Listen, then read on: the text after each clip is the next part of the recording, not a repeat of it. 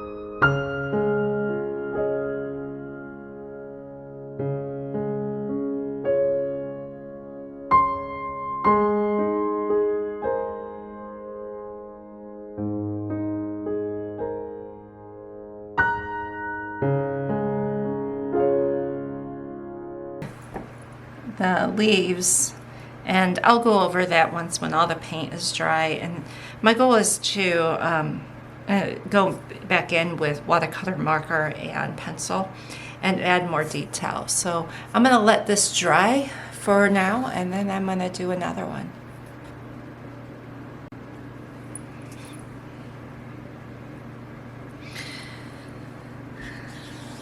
So sometimes I don't know exactly how I'm going to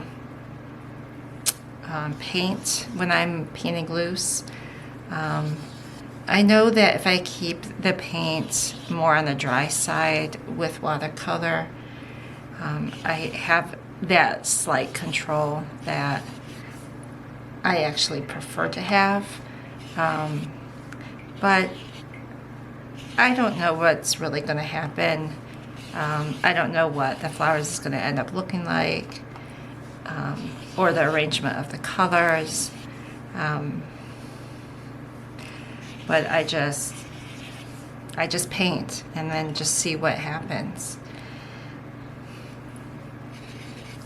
I do like the dry brush look. Add some texture to it.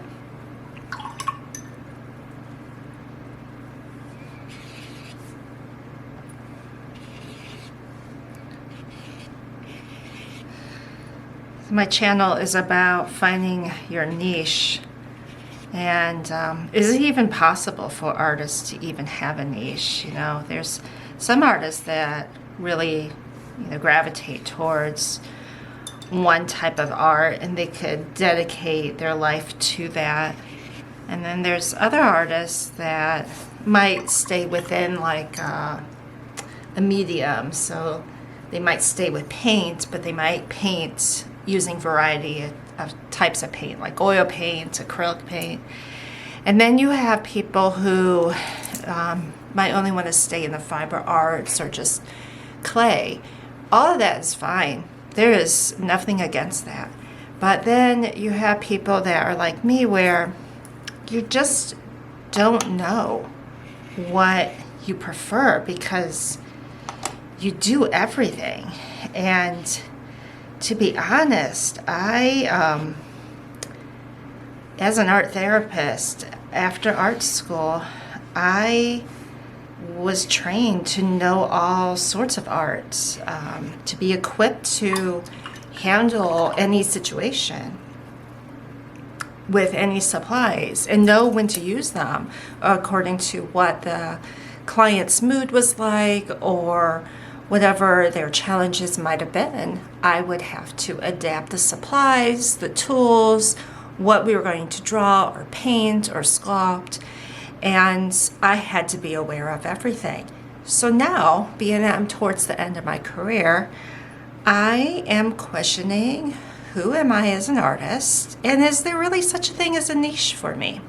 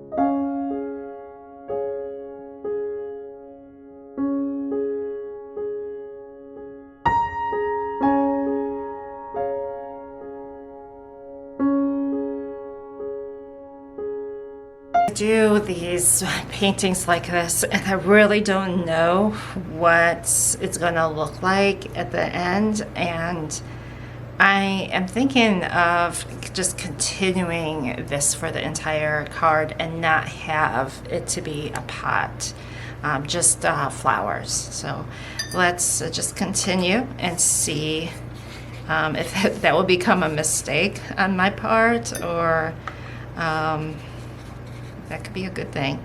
And basically what I'm doing is letting the water be very loose when I'm painting the flowers, and I'm stipple dotting the blue and purple paint because it's like those flowers. I know everybody's seen them in gardens. I don't know what they're called.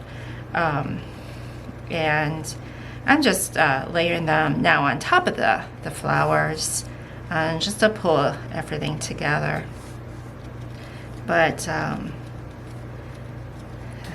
I just want to give the illusion that maybe this is like wildflowers growing somewhere, maybe a garden that just didn't get weeded, or the flowers haven't been cut yet, and just nice cheerful looking types of flowers.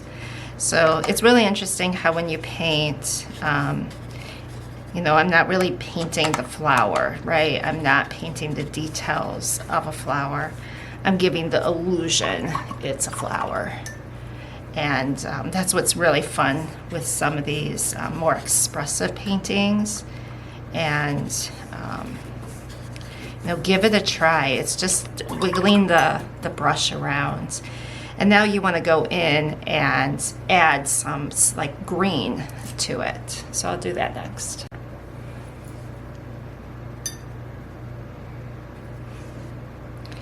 So just put in some colors in it that looks like stems, and I'm using a nice shade of green that is not too bright but has enough color to it that it kind of blends in, but it also sticks out. And it's okay to make these little mistakes where the stem is a little thicker in some places. That's okay. It helps bring the piece together. This is what I was able to do for today. I am going to let them dry, and I'm going to go back over and maybe enhance them a little bit. I know the flower pots need a little extra work to it, and then the expressive ones, maybe just a little extra I might add in there. But I'm going to get these done, and I will then eventually post them on Etsy. I'm going to start an Etsy shop to perhaps sell some of my artwork. And so when I have that, I will let you know what the Etsy shop name is and get a link and be able to provide that for you. But for today, this is what I accomplished. Went pretty fast, and I really liked the loose ones, to be honest. It felt good to paint loose. And so I might do intuitive painting for my next video based on this, and maybe I'll add a little extra to the intuitive painting as well. So I'm going to work on that. Might not be next video, it might be a few videos later, not sure, but it is in my head. I have some thoughts about it. So thank you for watching, and please hit the like and subscribe button, and please support me on this channel. I have a lot to share, a lot to talk about, and I just love being able to sit and make art and to be able to meet people through this. So you have a nice day and stay cool. It is very hot out, and so please take care of yourself. Bye.